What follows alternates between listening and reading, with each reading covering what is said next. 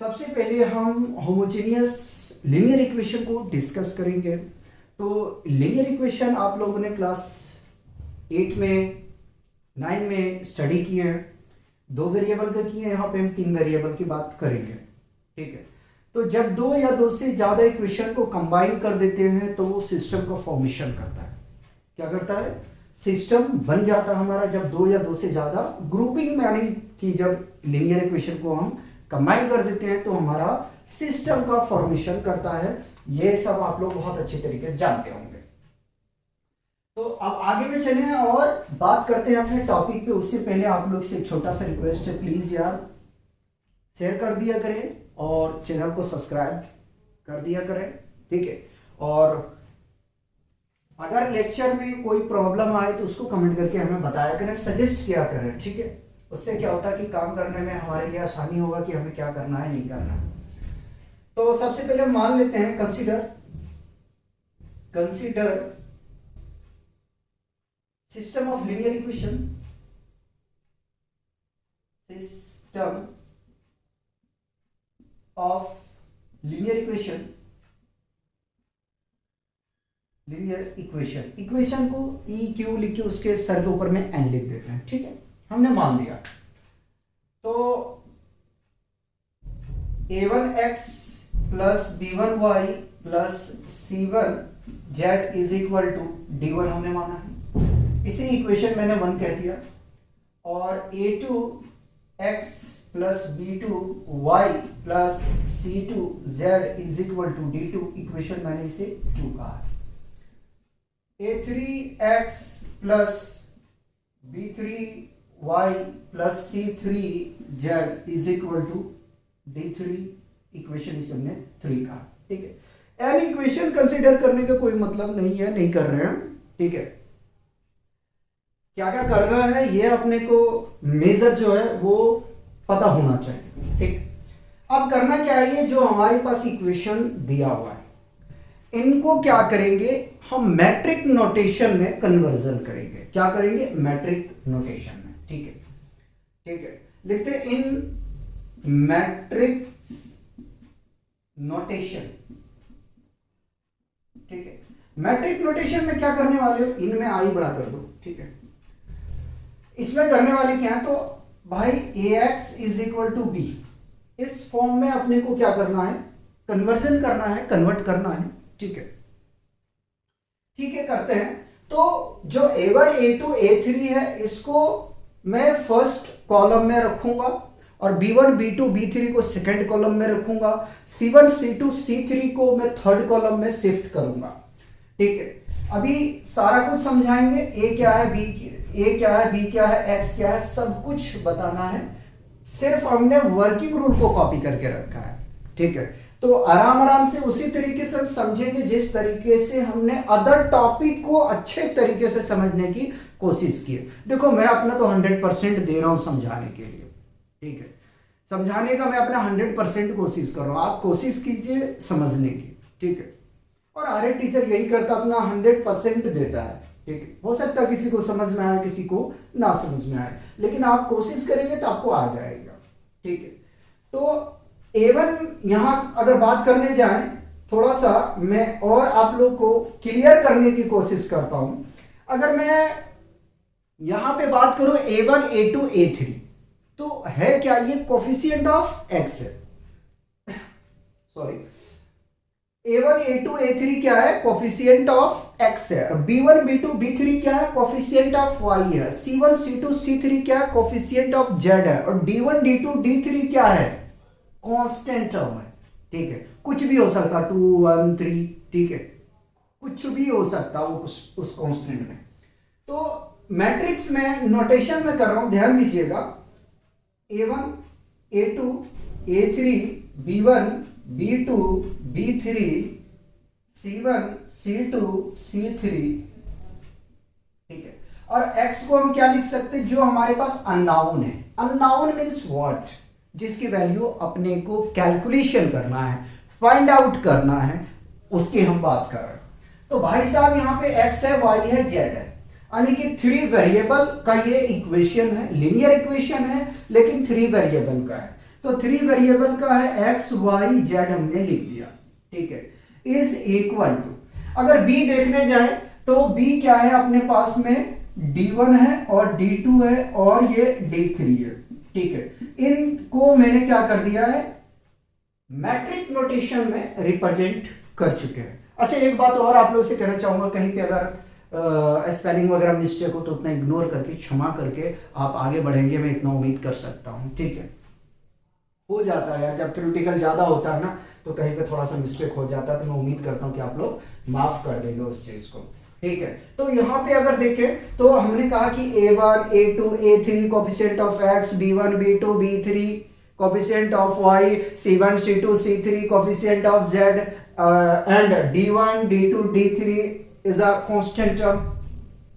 ये तो बात समझ में आ रहा है। अब यहां से लिखते हैं कि where A is coefficient of, F को सही से बना दूं, ठीक है, कोएफिशिएंट ऑफ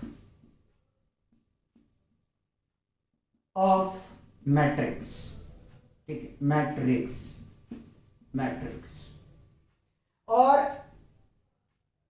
x जो है भाई कैपिटल लिख रहा हूं, वो है हमारे पास में क्या, variable of matrix, variable of matrix और b क्या है, कांस्टेंट, नंबर ऑफ कांस्टेंट ले लें या कांस्टेंट ले लेता हूं, कांस्टेंट, ठीक है, of matrix, constant of matrix, ठीक। यहां तक बताओ मेरे हिसाब से कोई प्रॉब्लम है किसी तरह का, तो हम इसमें और कुछ बातें कर सकते हैं, ठीक है। अगर प्रॉब्लम नहीं है तो अब हमें आगे बढ़ने की इजाजत दिया जाए। यहां तक कोई किसी तरह का कोई भी प्रॉब्लम क्रिएट नहीं हुआ होगा, मैं ये उम्मीद कर सकता हूं, ठीक है। अब हम बात करते हैं कि होमोजीनियस लीनियर इक्वेशन का जो वर्किंग रूल होगा वो क्या होगा। पहले समझ लो जरा सा, मैं हिंट्स करने की कोशिश करता हूं। यदि if ax is equal to 0 then the system will be homogeneous। यदि a into x is equal to 0 हो तो ऐसे सिस्टम को हम होमोजेनियस सिस्टम कहते हैं। ये मेजर आप डिफरेंस याद रखेंगे, हम स्पेशल केस की बात करेंगे, नेक्स्ट लेक्चर में डिस्कस करेंगे, ठीक है। जीरो मीन्स क्या, जीरो मीन्स जो D1 D2 D3 की वैल्यू होगा वो आपकी जीरो होंगे, ठीक है। इक्वेशन के साइड में जीरो होगा। जैसे देखो अगर हम इक्वेशन की बात करेंगे ax प्लस by है इज इक्वल टू 0 है, 2 वेरिएबल का हमारे पास में है, ठीक है। तो देखो ये इक्वालिटी होता है, जब तक इक्वल का साइन नहीं लगता है तब तक हम इक्वेशन उसे नहीं कहते, उसको एज अ पॉलिनोमियल हम कंसीडर करते हैं। ये तो मेरे हिसाब से पता होगा कि जब तक इक्वालिटी इंट्रोड्यूस नहीं होगा, इन्वॉल्वमेंट नहीं होगा, तब तक हम उसे इक्वेशन नहीं कह सकते हैं। और भाई साहब अब स्टडी कर रहे हो solution of a system of linear equation, इसका मतलब कि आप जो है आपके पास में जो मिलेगा वो लीनियर इक्वेशन मिलेगा, ठीक है, क्वाड्रेटिक नहीं मिलेगा, जो भी मिलेगा लीनियर मिलेगा। तो लीनियर मिलने का मतलब क्या है, लीनियर मिलने का मतलब यही हुआ कि इक्वेशन हो सकता है आपको 3 वेरिएबल का मिले, ठीक है, 3 वेरिएबल का मिले, हो सकता है 3 इक्वेशन मैंने लिखे, 4 आपके पास में इक्वेशन मिले, 5 मिले, ठीक है, 4 मिलेगा मैक्सिमम, ठीक है, 5 भी मिलेगा तो कोई बात नहीं, आप कर लोगे यार, ठीक है।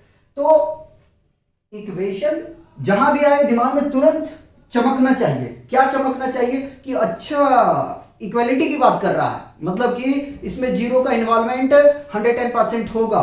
तो मैंने कहा कि यदि ax इज इक्वल टू 0 हो जाएगा तो ऐसे सिस्टम ऑफ इक्वेशन को, लीनियर इक्वेशन को, सॉरी, ऐसे सिस्टम ऑफ लीनियर इक्वेशन को होमोजीनियस लीनियर इक्वेशन कहेंगे। वही बात मैंने लिखा है वर्किंग रूल में, वर्किंग रूल में हमने ये लिखा है, होमोजीनियस की केस में थोड़ा सा मैं यहां इंट्रोड्यूस कर देता हूं कि if ax is equal to 0, ठीक है, ये बात थोड़ा सा मैंने यहां पे मेंशन कर दिया है, ठीक है, देख लो कटा तो नहीं, ठीक है। तो ये बात थोड़ा सा मेंशन कर दिया मैंने। अब होमोजेनियस के लिए अभी मैं चार्ट रेडी करूंगा, परेशान मत हो, ठीक है। तो फॉर होमोजेनियस के लिए वर्किंग रूल हम क्या करेंगे? फर्स्ट ऑफ ऑल हमें यह करना पड़ेगा कि सबसे पहले, अभी जस्ट हमने पीछे लेक्चर में डिस्कस किया वेक्टर को डिस्कस किए थे, वहां पे कुछ अपना जो तरीका था करने का, वो इक्वेशन तो 3 मिलता था, लेकिन वहां पे हम क्या करते थे, के को कंसीडरेशन करके हम काम कर लिया करते थे, ठीक है। लेकिन भाई साहब यहां पे जो है ना, थोड़ा सा आपको क्या करना है, पैसेंस से रखना है। अब जैसे पैसेंस से रखोगे आपका काम हो जाएगा। तो फर्स्ट ऑफ ऑल आपको यह करना है, सबसे पहले आपको क्या करना है कि मैट्रिक्स के फॉर्म में कन्वर्जन करना है, ठीक है। वेक्टर में हम क्या करते थे, कोफिशिएंट ऑफ मैट्रिक्स बनाते थे, याद करो जरा सा, कोफिशिएंट ऑफ मैट्रिक्स बनाते थे, उसके बाद में हम रैंक फाइंड आउट करते थे। तो यही चीज करना इसमें भी है, क्या करना है, convert linear equation in matrix form. सबसे पहले जो आपके पास में लीनियर इक्वेशन गिवन है उसको कन्वर्जन करना है। किस फॉर्म में कन्वर्जन करना है, तो मैट्रिक्स के फॉर्म में आपको कन्वर्जन करना है। यानी कि होमोजेनियस आप देख के पता कर लोगे कि ax इज इक्वल टू 0 है, भैया होमोजेनियस है, यानी कि इस फॉर्मेट में आप कन्वर्जन करोगे। सेकंड में आप करोगे कि फाइंड करोगे रैंक, क्या करोगे, रैंक फाइंड आउट करोगे। फिर से रिपीट करता हूं, सबसे पहले आप मैट्रिक्स के फॉर्म में जो लीनियर इक्वेशन दिया गया है उसको कन्वर्ट करेंगे, उसके बाद में आप रैंक फाइंड आउट करोगे। रैंक कैसा करोगे भाई, रो ऑपरेशन लगाना, कॉलम नहीं लगाना, इचलन फॉर्म लेके चलना है। रिपीट कर रहा हूं, रो ऑपरेशन लगाना, रो ऑपरेशन ओनली, ठीक है। रो ऑपरेशन केवल आपको इस्तेमाल करना है, इस बात को ध्यान में रखिएगा, ठीक है। अब आगे में चलते हैं। यदि रैंक नंबर ऑफ अननोन के बराबर हो जाए, पहले तुम आराम से समझो, कोई हड़बड़ी नहीं है, ठीक है। यदि रैंक नंबर ऑफ अननोन के बराबर हो जाए, नंबर ऑफ अननोन क्या है, नंबर ऑफ अननोन आपके पास x है, y है, z है, x है, y है, z है, ठीक है। इसके बराबर हो जाए, भैया मान लो 4 वैल्यू निकालना है, ठीक है, और रैंक उसके बराबर आ गए, तो क्या होगा, नंबर ऑफ अननोन के बराबर होगा। जब नंबर ऑफ अननोन के बराबर आपका रैंक हो जाएगा, उस केस में आपका जो सिस्टम ऑफ लीनियर इक्वेशन होगा वो कैसा होगा, वो केवल ट्रिवियल सॉल्यूशन होगा। फिर से रिपीट करते हैं, ट्रिवियल सॉल्यूशन होगा, ठीक है। उसी को हम जीरो सॉल्यूशन भी कहते हैं, उसी को हम यूनिक सॉल्यूशन भी कहते हैं। रिपीट कर रहा हूं, if rank is equal to number of unknown, then the system will be trivial solution, zero solution and unique solution, ठीक है। तीनों नाम एक ही चीज है, अगर मैं स्लैश दे के करूं तो भी बात वही बनेगा। it means the value of unknown will be 0। जो हमारे पास अननोन वैल्यू है वो क्या होगा, 0 होगा। अननोन वैल्यू क्या, x, y, z, ठीक है, ये क्या होंगे, सारे के सारे 0 आएंगे। क्या आएंगे, सारे के सारे 0 आएंगे। फिर से रिपीट कर देता हूं, if rank of A is equal to number of unknown, then the system will be unique solution, trivial solution and zero solution, ठीक है। Then the value of x, y, z is equal to 0। तो उस case में जो x और y और z का value आएगा वो क्या आने वाला है, 0 आने वाला है। ये बात ध्यान में रखिएगा, ठीक है। आगे में बढ़े अगर इजाजत है तो। अब आगे में चलते हैं, रूल नंबर 4 कह रहा है, if rank of A is less than number of unknown, यदि रैंक नंबर ऑफ अननोन से कम होगा, then the system will be infinity solution, infinite solution, non trivial solution और नॉन जीरो सॉल्यूशन। भाई ये तीनों का नाम एक ही है, तीनों नाम याद रखोगे, क्वेश्चन में कुछ भी पूछेगा, घबराना नहीं है भाई, ठीक है। तो कैसा सॉल्यूशन होगा भाई, इन्फिनाइट सॉल्यूशन होगा, नॉन ट्रिवियल सॉल्यूशन होगा, नॉन जीरो सॉल्यूशन होगा। It means free variable is equal to number of unknown minus rank of A, आपको फाइंड आउट करना पड़ेगा। मतलब जब मैं क्वेश्चन करूंगा वहां पे समझ में आएगा कि इस फ्री वेरिएबल का मतलब क्या है। फ्री वेरिएबल का मतलब यह है कि आपके पास एक फ्री चॉइस है कि नहीं, दो वैल्यू में से एक वैल्यू को कंसीडर करना है। क्या कंसीडर करना? कुछ भी स्केलर x अगर मान लो x2 है, x3 है, दो ही होंगे, ठीक है, उसमें एक फ्री वेरिएबल मिलेगा। तो वहां पे आपको कुछ मान लेना पड़ेगा। क्या मान लेना पड़ेगा? या तो हम k मान लें, या तो हम फाई मान लें, या तो हम साई मान लें, या ईटा माने, जीटा माने, जो मानना है यार वो मान ले, लेकिन एक ही चॉइस होगा, याद रख लेना, ठीक है। दो में फिर फंसोगे। फिर से रिपीट कर देता हूं, if the rank of A is less than number of unknown, then the system will be infinite solution, not trivial solution, non-zero solution. Then we can find free variable is equal to number of unknown minus rank of A. बताइए यहां तक कोई confusion है? ठीक है, यहां तक कोई कंफ्यूजन है तो तुरंत बता दीजिएगा बस, ठीक है। इतना तो बात हमने कर ली है भाई, ठीक। अब थोड़ा सा हम लोग क्या करेंगे, इसी में हम चार्ट को डिस्कस करेंगे। चार्ट में क्या करेंगे कि होमोजेनियस को इतना ना रख के दिमाग में, हम छोटा सा टुकड़ा को याद रखेंगे और अपना काम करेंगे। तो मैं कोशिश कर रहा हूं कि आपको प्रॉब्लम क्रिएट ना होने दूं, ठीक है। अगर प्रॉब्लम क्रिएट हो जाएगा तो यार पढ़ाने का कोई मतलब नहीं है। देख लो, कोई कंफ्यूजन है? नहीं होना चाहिए। हमने यहां पे ए का नाम भी बता दिया, बी का बता दिया, एक्स का बता दिया, क्या क्या है ये हो गया। होमोजेनियस का पहचान क्या रखोगे? यदि ए एक्स इज इक्वल टू 0 हो तो ऐसे गिवन लीनियर इक्वेशन को या सिस्टम लीनियर इक्वेशन को होमोजेनियस लीनियर इक्वेशन कहते हैं। और आज हम लोग का अपना खास जो है वो होमोजेनियस के ऊपर में बात करना है, तो होमोजेनियस की ही बात करें। आगे पीछे की बात करने में मजा नहीं आएगा। तो मैं उम्मीद करता हूं कि आप लोग को अच्छे तरीके से समझ में आया होगा। फिर से एक बार बता देते हैं, क्या बता देते हैं कि भैया इसमें हम रो ऑपरेशन लगाएंगे, इचलन फॉर्म बहुत अच्छे से मैंने आपको कराया, इचलन फॉर्म का नॉर्मल फॉर्म अच्छे से कराया, ठीक है। आपने देखा होगा कि मैट्रिक्स बहुत लॉन्ग हमने खींचा है, ठीक है, जानबूझ के मैंने खींचा है कि यार जितनी हो सके ना, हम लोगों ने जो प्रॉब्लम फेस की है आप लोग नहीं करो, ठीक है। तो उसके लिए प्यार से ठोक बजा के थोड़ा सा शेयर कर दिया करो। पहले इसे कॉपी करेंगे, हम थोड़ा चार्ट को डिस्कस करते हैं, फिर एक दो क्वेश्चन आपको करा देते हैं जिससे आपका कंसेप्ट में क्लैरिफाई हो जाएगा, ठीक है। कॉपी की